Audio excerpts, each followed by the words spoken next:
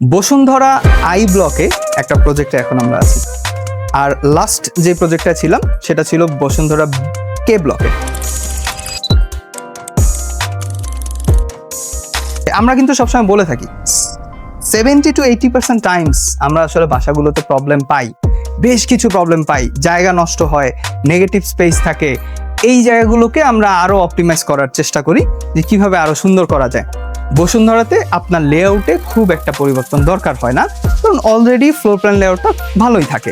So এখানে আসলে আপনার এই architectural problem solving site visit যেটা আমরা সার্ভিসটা প্রোভাইড করছি, এখানে আসলে আপনি আসলে কিভাবে উপকৃত হবেন। ফ্ল্যাটের লেআউট সুন্দর থাকলেও, সবকিছু ঠিকঠাক থাকলেও পার্সোনালাইজড বলে একটা ব্যাপার আছে।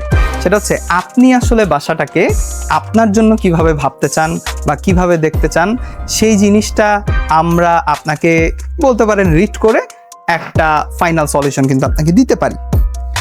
সেটার জন্যই এই গুড প্ল্যানের মধ্যেও বেশ কিছু সলিউশন থাকে, যেটা আজকে আমরা সলভ করেছি একটু আগেই। সেই ব্যাপারগুলোই শেয়ার করব। এটা হচ্ছে একদম মেইন এন্ট্রেন্স হবে।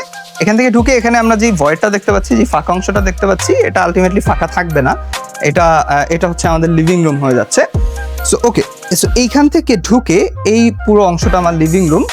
আর ঠিক এই জায়গাটাতে, যেই জায়গাটায় এখানে আছে লিভিং রুমের পাশে, এই জায়গাটাতে হচ্ছে আমার একটা guest bed. So living room থেকে এই গেস্ট বেডে ঢোকার এন্ট্রেন্স হচ্ছে এই বরাবর, মানে লিভিং রুম থেকেই ডিরেক্টলি। সো এখান থেকে ঢুকলে আসলে খুব একটা প্রবলেম তো আসলে নেই, কিন্তু প্রবলেম হচ্ছে লিভিং রুমটা কিন্তু ছোট হয়ে যায় যখন একটা দরজা চলে আসছে এখানে ঢোকার জন্য। সো এরপরে লিভিং রুম হওয়ার কারণে লিভিং রুমের যেই ওয়ালটা এটা একটু ছোট হয়ে যায়, তাই লিভিং রুমটাও ছোট হয়ে যায়। সেই ক্ষেত্রে আমরা কি করতে পারি, এখানে তারা চাচ্ছিলেন এই গেস্ট বেডের পরে এই জায়গাটাতে একটা খুব ক্লোজড একটা ক্লজেট টাইপের তারা চিন্তা করছিল। অ্যান্ড তাদের সাথে ডিসকাশনের পর বোঝা যাচ্ছিল এটা তাদের খুব একটা নেসেসারি না, জাস্ট অনেক স্পেস পড়ে আছে, কিছু একটা ফাংশনালিটি অ্যাড করতে চাচ্ছিলেন। সেই পার্সপেক্টিভে আমরা যেটা বলেছি যে এখানে কিন্তু একটা ফ্যামিলি লিভিং হতে পারে, যেটা আসলে তারা ভাবেই নি এর আগে।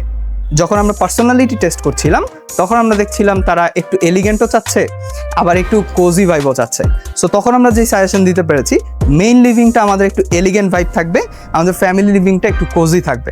সেটার জন্য আমাদের দুইটা কিন্তু আলাদা আলাদা পারপাস দরকার। সো এটাকে যদি আমরা ফ্যামিলি লিভিং করি, এখান থেকে আমি আমার গেস্ট বেডের যেই ডোরটা সেটা কিন্তু ফ্যামিলি লিভিং থেকে দিতে পারি। এতে করে দুটো জিনিস হয়, একটা হচ্ছে আমার লিভিং রুমটা বড় হচ্ছে, ওখানে কোনো ডোর থাকছে না, আপনি বাইরে থেকে এসে ডিরেক্ট লিভিং রুমে ঢুকছেন অ্যান্ড একটা প্রেশাস একটা বড় একটা লিভিং রুম পাচ্ছেন। সেকেন্ড যেটা হচ্ছে, ফ্যামিলি লিভিং এর সাথে আমার এই বেডের কানেকশন হওয়াতে নিজেদের মানুষই এটাকে ইউজ করতে পারবো, এই বেডটার প্রাইভেসিটা আর একটু ডেভেলপ করবে। এরকম আরো বেশ কয়েকটা, পুরো একটা ফ্লোরে একটা ইউনিটে এরকম অনেক অনেক ব্যাপার পার্সোনালাইজড ওয়েতে সলিউশন করা পসিবল। অ্যান্ড সেই সলিউশনগুলো নিয়েই কিন্তু আমাদের আর্কিটেক্ট টিম আপনাদেরকে সার্ভিসগুলো দিয়ে থাকে।